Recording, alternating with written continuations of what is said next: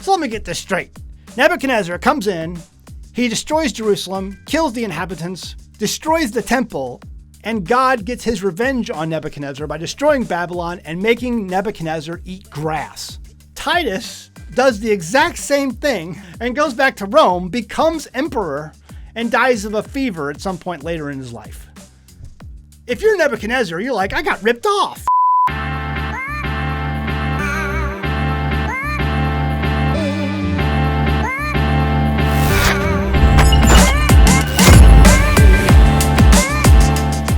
Zach again, newtutorial.com, coming in making a video for you today. We're going to talk about a topic that has long been on my mind, a topic that I've changed my mind about. And so, listen, what we're about to talk about is prophecy. And I understand people get up in arms sometimes when you bring up these topics. But we have to remember what the Messiah said in Mark chapter 13, the last verse. He says, "To you I say unto all, watch." He's talking about the end times prophecy. And he's just telling you to watch. And it's hard to watch without speculating about what it is we're watching. So I know people have opinions on what we're going to talk about today, and they're strong opinions. And I've had strong opinions about this in the past. Again, I've changed my mind on some things. And so I want to share that with you today and just give you the evidence that I have seen, that I have come up with, and then you can decide for yourself whether or not I'm off my rocker. As I have often said on my channel, when I go to topics like this, I equate them to being like the Kentucky Derby, where you pick a horse. It's at Churchill Downs, the horse race has started, and you say, I'm going to bet on that horse. I'm not a gambling man, but if I was, I'm going to bet on that horse. And then the horse just happens to fall dead on the racetrack. Well, you pick a new horse. That's all you can do. All you can do is speculate about what it is you're watching. Now, recently I did an online poll, and the clear winner was USA. I said, after reading Revelation 17 and 18, who is the best candidate for Mystery Babylon? I've recently changed my opinion on this.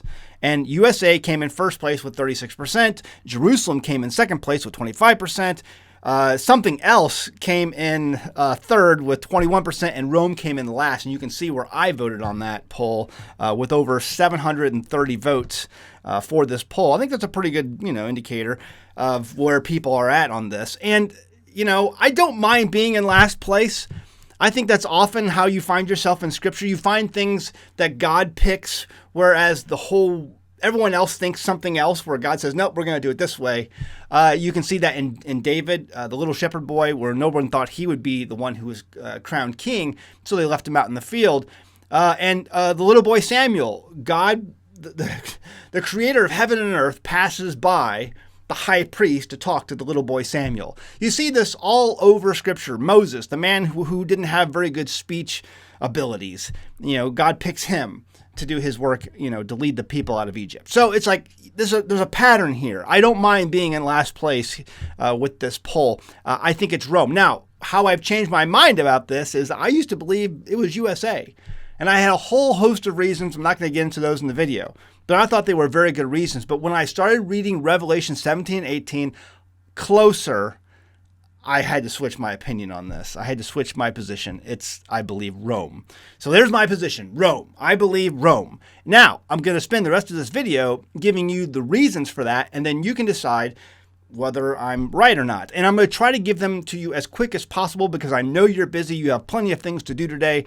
And so I'll give you all the evidence as quick as I possibly can. And then you can leave a comment below whether or not I'm right or not. So here we go. Let's get started. As I have often found through life, sometimes the most obvious answer is the correct one. And that's why I believe we are talking about Rome here. And that's all the pieces of evidence that I'm going to show with you starting now is going to, I guess, point to the obvious answer of all these things. This is not some trick question of who the mystery is. At least I don't believe that's the case. I don't think God's trying to make you solve a puzzle in order to figure some things out. I have broken this down into three main indicators or clues: the woman, the beast or the city, and then the merchants. And the merchants, in my opinion, are by far the clearest indicator that this is Rome. But there's also a fourth indicator, and that's the destruction, how this place is destroyed. We'll talk about that at the end, so stick with me. Starting off with the woman, stones and stocks. It describes her as a whore and links stones and stocks to the woman. Let's read the verses. Revelation 17 verse 1 starts by describing a whore. This is not talking about sexual immorality. God, throughout his Bible, has linked whoredom and fornication and adultery with the worshiping of idols. Jeremiah 3 verse 9, and it came to pass through the lightness of her whoredom that she defiled the land and committed adultery. She committed adultery with stones and stocks. Ezekiel 23:37, and they have committed adultery, and blood is in their hands. With their idols have they committed adultery. And they that escape of you shall remember me among the nations where they shall be carried captive, because I am broken with their whorish heart, which has departed from me, and with their eyes, which go a-whoring after their idols. Now, do I need to quickly point out all of the idols that sit among the Catholic Church in Rome, the Vatican and Rome, or Rome itself? There's tons of them. They pray to these things. They worship these things. They think they can get things by going to them in prayer. This is seen all throughout the Catholic Church. Next, the woman sits on many waters, it says. Revelation 17:1-2 says, the woman sits on many waters, and the kings, governments of the earth have committed fornication with her. The Roman Catholic Church has a parish in almost every country on earth. Each parish ultimately falls under the control of the Vatican and Rome. Let me give you a prime example. When Americans first started moving to the territory of Texas, the only requirement the Mexican government had was that you had to convert to Roman Catholicism. You had to. You had to become a Roman Catholic. That was a decree issued by the Mexican government when people moved to Texas. And there's lots of examples all over Europe and other places where if you wanted to live in a certain country, you were a Roman Catholic. There's plenty of examples of this all throughout history. The woman is clothed in purple and scarlet. How many pictures do I need to show of the Pope and leaders of the Catholic Church dressed in purple? How many pictures do I need to show of the Pope and leaders of the Catholic Church dressed in scarlet? In their ceremonies, unless it's like a normal day, like the Pope is dressed in white, but at their ceremonies, they dress in purple and scarlet. It also says the woman is the mother of harlots. What is the Protestant church? The Protestant church is protesting Rome. Okay, so it's saying that she is the mother of harlots. She has given birth to these harlots. That's where the Protestant church, as a majority, comes from. They come from the Catholic Church. That's in their name, Protestant church, protesting the church. That's what Protestant means. They were part of the Catholic Church. They broke away because they're protesting where they came from. They were birthed. When you say I'm a Protestant, you're saying that you're protesting the church. You came from that Roman Catholic Church, because that's the history of it. All of these denominations come from mostly one source. We see stones and stocks and idols in the Catholic Church, and we see less of this in the Protestant church, but we still see it to some degree. Protestants, some people say, are like diet Catholics. They practice the same festivals. They practice the same Sabbath. They both believe the law is done away with. They have many, many similarities, even though Protestants say they have broken away from the Catholic Church. That's why I believe this verse is very important. Matthew 24, verse 5, when our Messiah is talking about the end days, he says, "For many shall come in my name, saying, I am Christ, and shall deceive many." Now, when I grew up in the church, I was told this verse meant that many people would come saying that they were Jesus. No, that's not what's being said here. He's saying, many shall come in my name, saying that I am indeed the Messiah, and they shall deceive many. Why? Because they're celebrating different festivals that I told you to keep forever throughout all your generations. They're keeping a different Sabbath. They're not keeping the dietary laws. They're not keeping all of these things that the Father says from his law are perfect, and that they're forever throughout all your generations. Forever means forever. So, and there's no breaking down this into a moral law or ceremonial law system. It's all one law, he says. One law for both the foreigner, the homeborn, and the sojourner who dwells among you. One law. And this bears out. As we go throughout the Bible, we see a consistency from beginning to end. Let's check out the verses at the end. Here is the patience of the saints. Here are they that keep the commandments of God and the faith of Yeshua. Blessed are they that do his commandments, that they may have a right to the tree of life and may enter into the gates into the city. And the dragon that was angry with the woman went to make war with the remnant of her seed, which keep the commandments of God and have a testimony of Yeshua the Messiah. Consistency. from beginning to end. And while we're on topic of the woman and the dragon, let me ask the question, how many pictures of dragons do I need to show you around Vatican City and around Rome? They're on the gates, they're on the buildings. Dragons in Rome and Vatican City are everywhere. Pure coincidence, I'm sure. So there's the woman. Let's go ahead and move on to the beast. Revelation 17 verse 9, and the angel said unto me, wherefore did thou marvel? I will tell the mystery of the woman and of the beast that carries her, which has the 7 heads and 10 horns. So, very important. The beast carries the woman. So we talked about the woman, and the beast carries her. She sits on the beast. And here's the mind that has wisdom. The 7 heads are 7 mountains on which the woman sits. Now, if you're John, hearing this 2,000 years ago, you're like, oh, I know what that is. 7 mountains on which the woman sits. That's Rome. Only one city has been known for thousands, literally 2,000 years, of the city on 7 hills. That's Rome. It's Rome. There's no other. Some people are like, well, Jerusalem sits on 7 hills. You're trying to fit a square peg into a round hole. Yes, there are many places that you can count 7 mountains. They have 7 hills or 7 mountains. But there's only one place throughout 2,000 years of human history that has been known as the city on 7 hills, and that's Rome. That's your biggest first clue right there. And John, he's like, I'm going to explain. The angel's like, I'm going to explain this to you. So there's no mystery here. I'm going to tell you it's the city on 7 hills on which the woman sits, and the Vatican sits within Rome. Let's keep going. Moving on to Juno, Isis, and the queen. Revelation 18 verse 7 says, how much she has glorified herself and lived deliciously, so much torment and sorrow give her. For she saith in her heart, I sit a queen.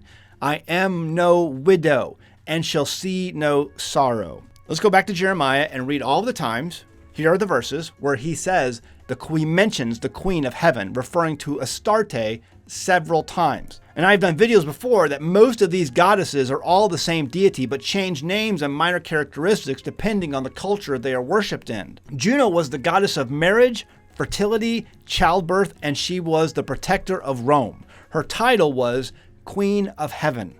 So here's a woman. She's the goddess of marriage, fertility, childbirth, and she's the protector of Rome, and her title is the Queen of Heaven? Let's read the verse again. For she says in her heart, I sit a queen. I am no widow, and shall see no sorrow. First off, let me make the point. Jerusalem in your Bible, if for those of you on the Jerusalem side of this, is never called a queen. Okay, never in your Bible is Jerusalem called a queen. Jerusalem is always referred to as a daughter. But also in that verse it says, I am no widow. Well, that makes sense because Juno is the goddess of marriage. Well, no wonder it says she's no widow. Even today, you can find ceremonies where they celebrate Juno with marriage. People get married in Rome and they celebrate Juno. Isis, who is also called the Queen of Heaven, is still celebrated with ceremonies every spring in Rome. You'll see these videos where they take an egg and they crack the egg over the body of water, and then the ship carrying the image or the idol of Isis sails underneath the bridge. And also the Catholic Church today calls Mary the Queen of Heaven. So if you're talking about a Queen of Heaven, I sit a queen in that verse, you have 3 good candidates who are all called the Queen of Heaven sitting in Rome. And finally, it says the city or the beast is clothed in scarlet. So he carried me away in the spirit into the wilderness, and I saw a woman sit upon a scarlet-colored beast. The beast is red. Red has always been the color of Rome. The Roman Senate, in fact, almost always conducted its business in the Temple of Mars. It was known as the Red Planet. That's why you see the Roman armies, whenever you see Roman armies, they're always dressed in red. The beast marches throughout its empire dressed in red. Now, there'll be some people who will say, well, they didn't always wear red clothes. In their ceremonial dress, the Roman armies wore red. Now, when they actually went to battle, they took that off sometimes, and they wore all kinds of different clothes. Historians will tell you that. But their shields were red. Their ceremonial dress was red. The beast, when it marched throughout its empire, wore red. Okay, so that's the indicators concerning the woman, the city, or the beast. Now let's talk about the merchants. And then again, this is by far, in my opinion, where most of the evidence points to Rome. If you weren't convinced by the other stuff already, wait till we get to the merchants.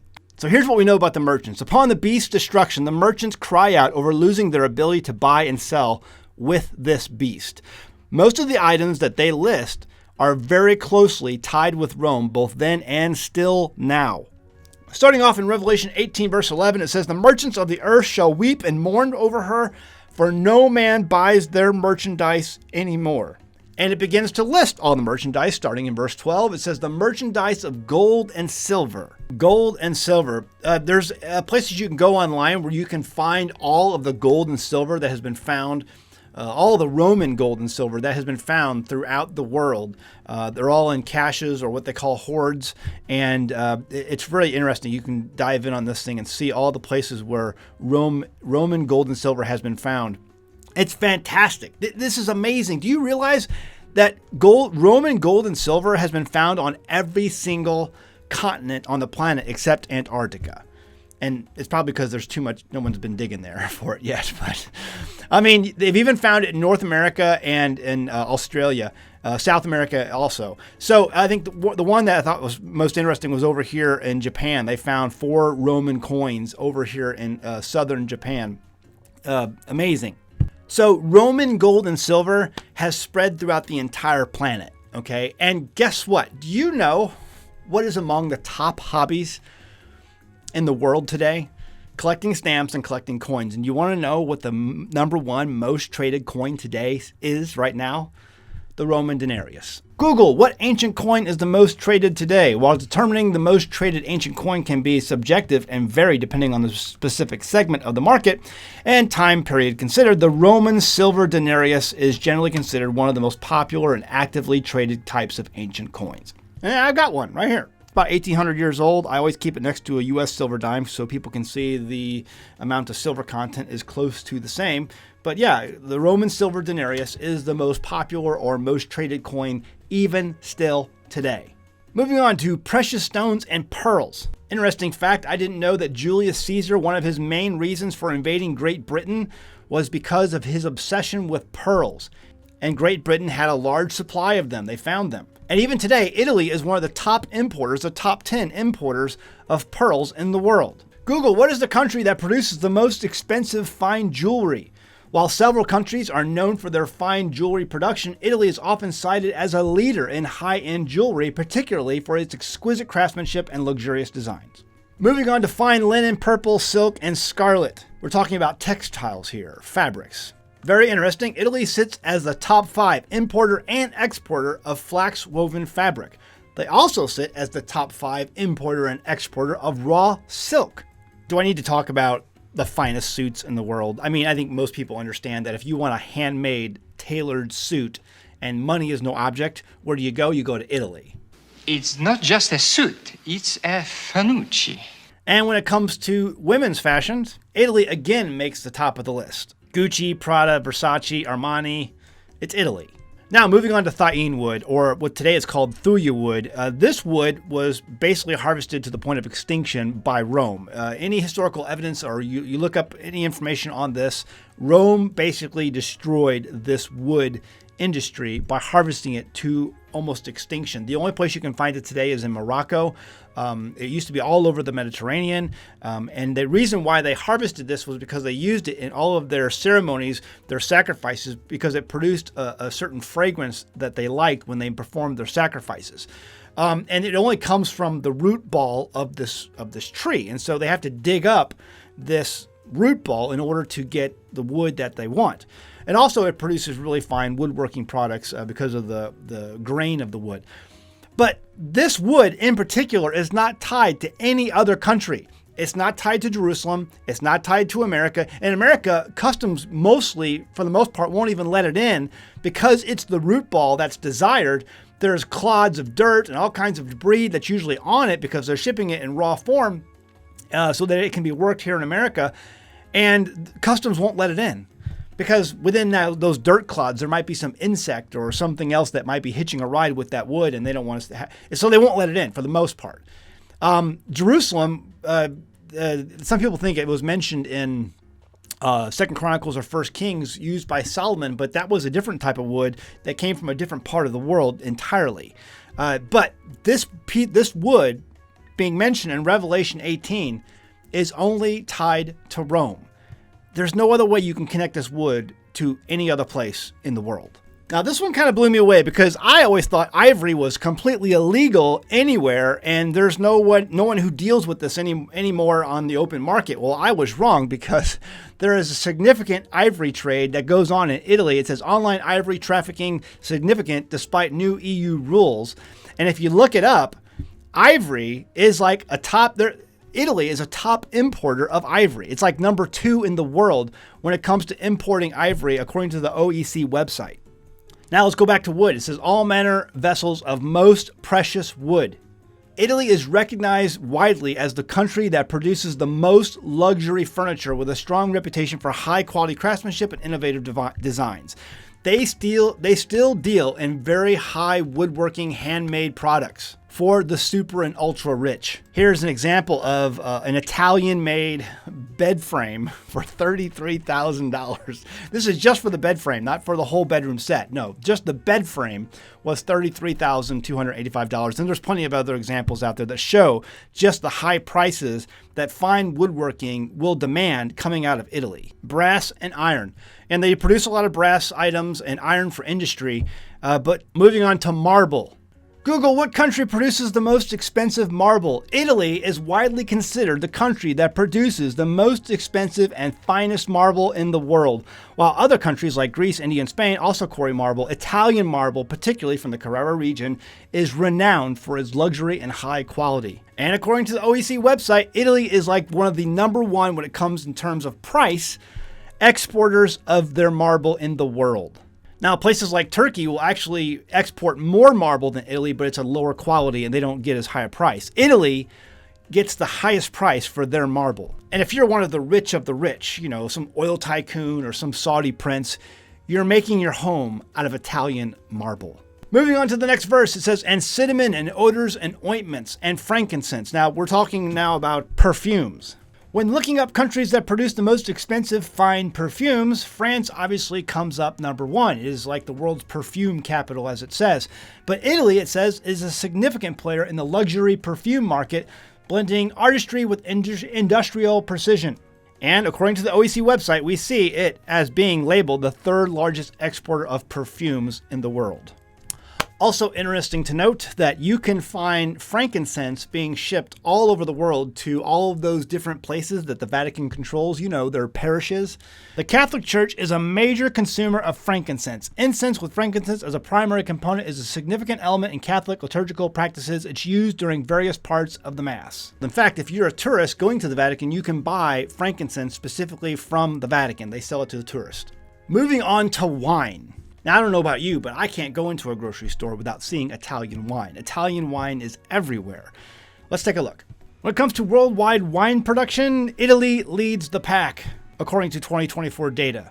Italy is a global leader in wine production and exports. Moving on to oil. Now, this shouldn't surprise too many people because you see Italian olive oil everywhere. You have to really search to find real Italian olive oil because it's so faked out there in the market. People fake things because they're in high demand.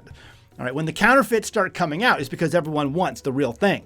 But Italy is, in fact, the 3rd largest exporter of olive oil and the 2nd largest importer of olive oil in the world. All right, moving on to fine flour and wheat. You don't have to think long and hard about this one. We're talking about pasta. Fine flour makes pasta. And, you know, I mean, who doesn't think of pasta when they think of Italy? Google what countries produce the most pasta. Answer: Italy is the world's leading pasta producer. In 2023, Italy produced 4.2 million tons of pasta, representing 68% of total EU production. And if you're a foodie like me, you understand that not all pasta is equal. If you want good pasta, you buy Italian pasta. And you're going to pay a higher premium for that pasta because they produce the world's finest pasta. Moving on to beasts, sheep, and horses. Now, this was interesting to me because I didn't really look at Italy as a big horse producer and sheep producer, but they do produce both. It says sheep production in Italy is a significant agricultural sector, particularly in the central and southern regions, both for meat and dairy production. Italy boasts a rich equestrian heritage with various native horse breeds and a strong cultural connection to horses. There are an estimated 350,000 horses in Italy, with around 20,000 being competition horses. This country has a significant horse industry employing around 50,000 people and featuring 5,000 breeding farms. Wow.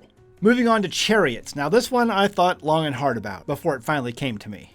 But I was thinking, like, if Revelation 17:18 is talking about a future time and how this place will be destroyed, how does chariots play a part in that? And then it dawned on me. Cars. Do you want to know where the most expensive cars come from in the world? Google, what country produces the most expensive exotic cars? Answer, Italy is generally considered the country that produces the most expensive and highly sought after exotic cars. Brands like Ferrari, Lamborghini, Maserati, Pagani, all hail from Italy. Moving on to slaves. Now, those of us raised in North America, all we hear about growing up in school is the transatlantic slave trade and how horrible and massive it was. And they estimate between the 400 years of time the Atlantic slave trade was taking place and slavery existed here in North America, there were about total 8 to 10 million people who lived in slavery or were traded in slavery. Total, between 400 years. That's like nothing compared to Rome. Rome, during its one point, like at the beginning, like at the time of Julius Caesar, had between 30% of its entire population, up to maybe 15 million people throughout its empire who were slaves. That's more than the entire transatlantic slave trade in 400 years combined.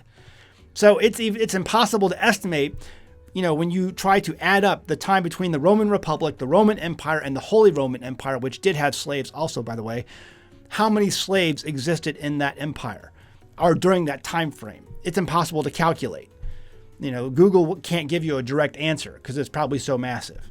According to the 2023 Global Slavery Index produced by Walk Free Foundation in collaboration with the UN's International Labor Organization and International Organization for Migration, approximately 10 million more individuals, including men, women, and children, have been exploited as victims of new slavery since 2016.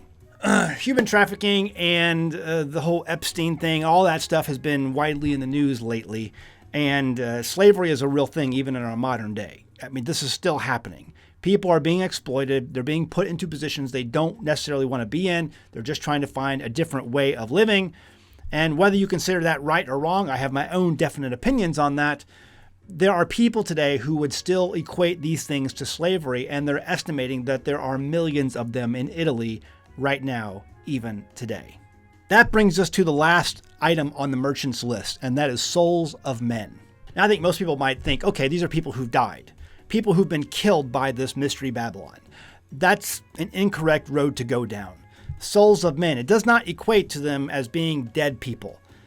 All throughout your Bible, when you read about souls of men or souls in general, it could be someone who's alive or someone who's not alive, deceased, deleted. I guess I have to say the right word on YouTube. Whatever. Doesn't matter.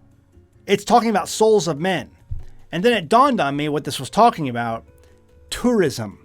The merchants are crying out because they've lost their ability to trade in souls of men. Do you know how many ships come into England or Italian ports every single year? Thousands of them. There are over 5,000 port calls made every single year in Italy alone, just with cruise ships. Now, we're not talking about airlines. I mean, there's a lot of people who come in to do tourism through the airlines, through car, whatever, but there's a lot of people who come in through ships. According to netspin.com, Italy is the 4th most traveled tourist destination in the world, with over 134 million registered guests coming in 1 year. These merchants are dealing in souls of men. And what is more, check this out. Ship passengers and airline passengers are referred to as souls. In nautical and aviation context, the term souls is used to refer to the total number of living people on board, including passengers and crew, rather than just the passengers. Both ships and airlines, when referring to the number of people on board, they're referred to as souls. Souls of men. And the merchants, once this place gets destroyed, are crying out because they can no longer deal in the souls of men. Do you know how much money they make on tourism? It's a lot. And as we've gone through this list, you may notice a difference about quantity and quality. There are countries out there that produce more of some of these things out there, but they don't produce the highest quality of these things. Italy produces what is often referred to as the finest quality of most of these things. I mean, what are the odds? Give me a statistician who can solve this problem for me. What's the odds that one country produces the finest jewelry, the finest fine furniture, the finest olive oil, the finest wines? All of these things, the finest pastas, the finest cars, automobiles, chariots. What are the odds that this all points to really basically one place? Surely someone can do the math on this. And let me point you out to this verse, Revelation 18:19, because this really drives home the point. And they cast dust on their heads and cried, weeping and wailing, saying, Alas, alas, that great city wherein were made rich by all that had ships in the sea, by reason of her costliness. For in 1 hour she is made desolate. Now, what they're saying here in this verse is it's because they produce the finest this, the finest that, the most sought after this, the most sought after that. All of these items are the finest in the world. It's by reason of her costliness, because they're so expensive. You just don't go down to the local Walmart and buy marble, Italian marble. You just can't do that. Why? Because they sell the cheap Chinese garbage at Walmart. They don't sell the fancy high-end Italian marble at Walmart.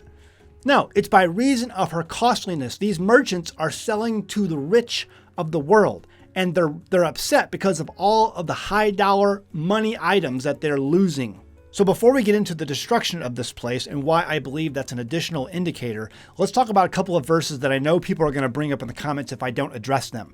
Revelation 17 verse 8 starting off. The beast that you saw was and is not, and shall ascend out of the bottomless pit, and go into perdition, and they that dwell on the earth shall wonder, whose names were not written in the book of life from the foundation of the world, when they behold the beast that was and is not, and yet is. First off, let's make the point that there is no such thing as a bottomless pit. Okay, there's never been found a bottomless pit. And that phrase wasn't really used until this point in Revelation. In fact, if you do some research on it, Revelation was the first mention of a bottomless pit throughout ancient history. There's no other mention before this point in Revelation. So what is a bottomless pit? Okay, it's an allegory. It's a metaphor. We're trying to make a point here. And if you look at this, we have the Rome that was and is not and yet is. Rome still exists today. It was this major empire, and then it got to a point where they had zero influence over world affairs. And then all of a sudden, it's here. Rome is still here. We look back and be like, oh, Rome, it's still there.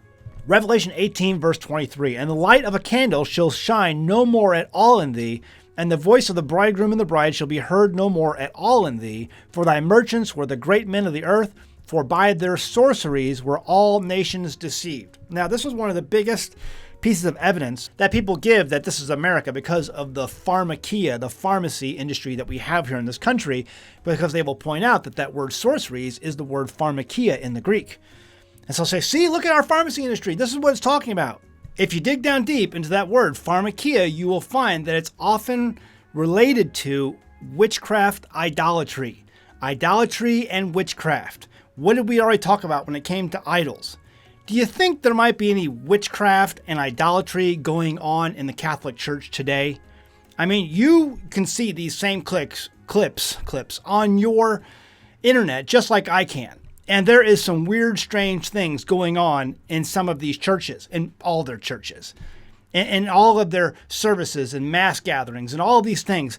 You've got dead bones, you've got mummified bodies, they're praying to, they got all this incense stuff going on. There's weird, crazy stuff happening in these churches. And I believe our Father sees this as pharmakia in terms of witchcraft, idolatry, idolatrous witchcraft, which is what we pointed out at the very beginning of this video that this woman is guilty of. Pagan, idolatry, whorish, adultery with stones and stocks. That can also be pharmakia.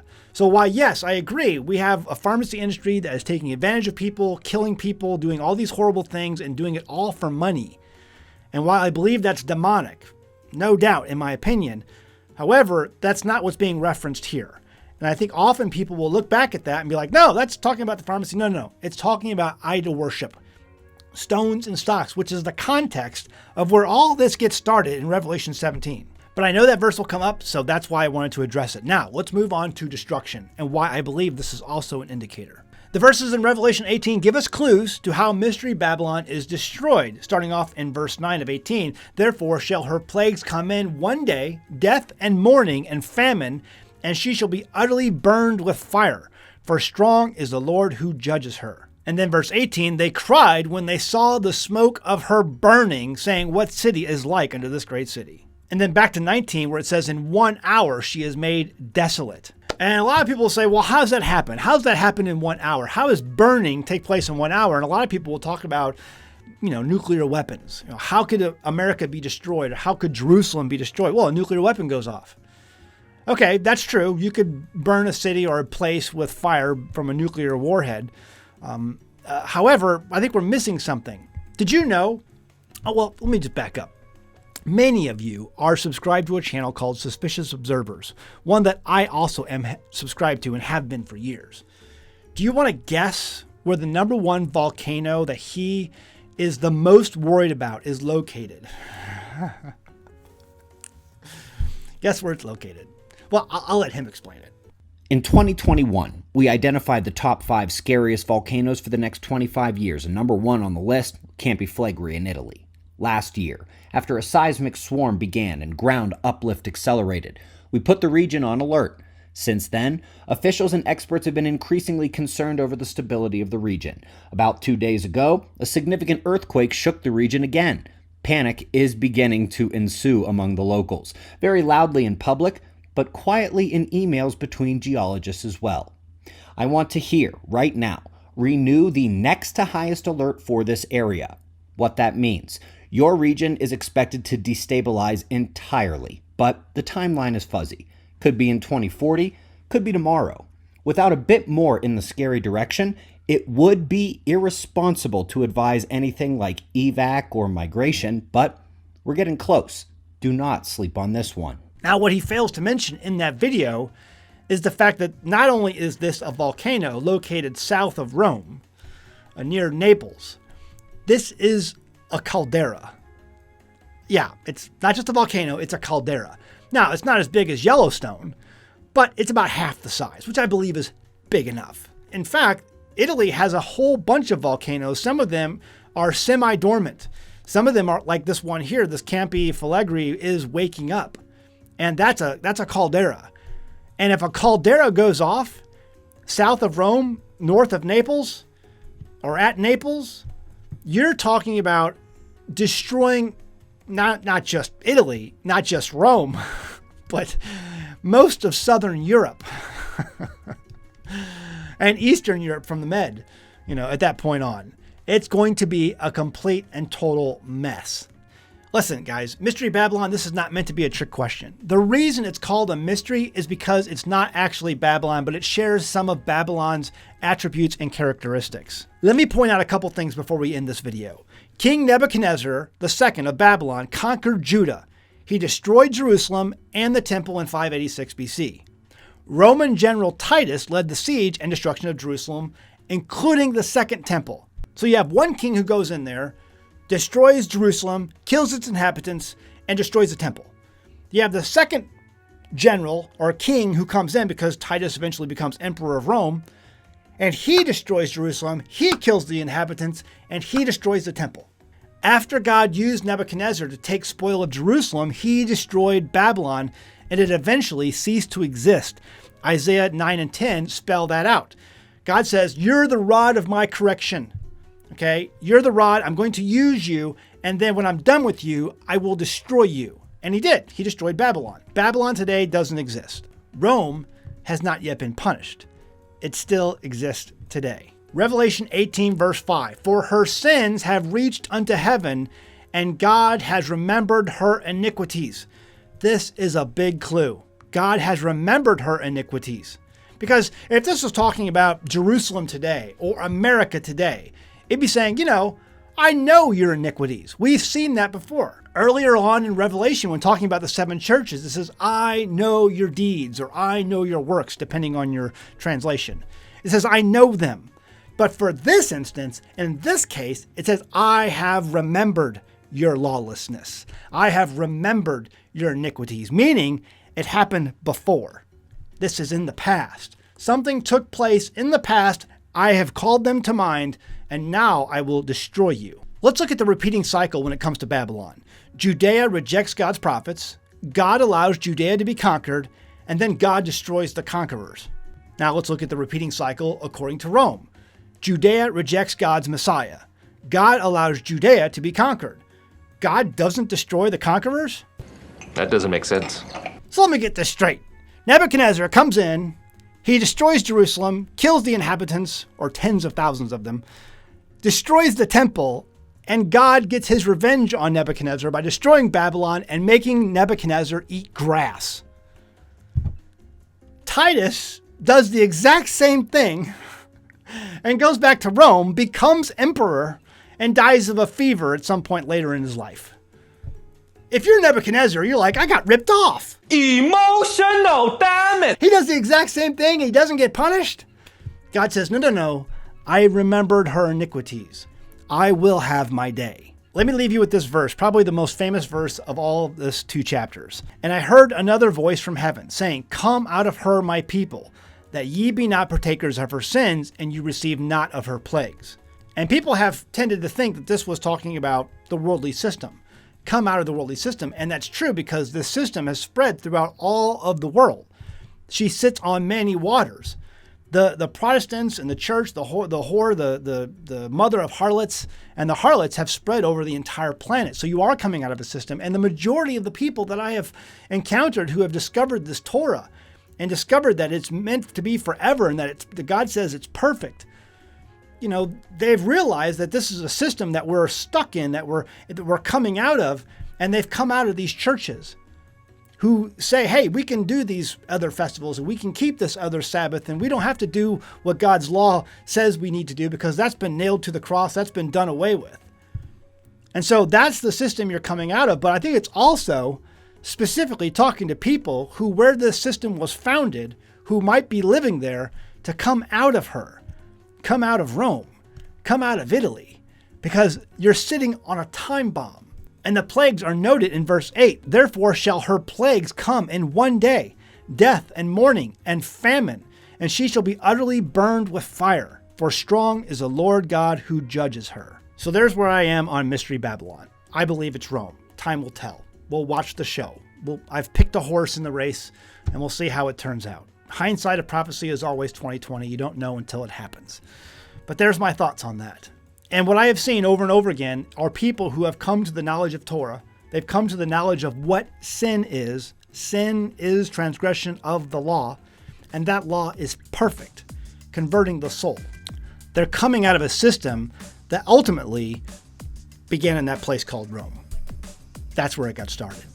And God, one day, I believe, will remember her lawlessness, her iniquities, and will judge her. I'll leave it at that. Go home, read your Bible. Thanks.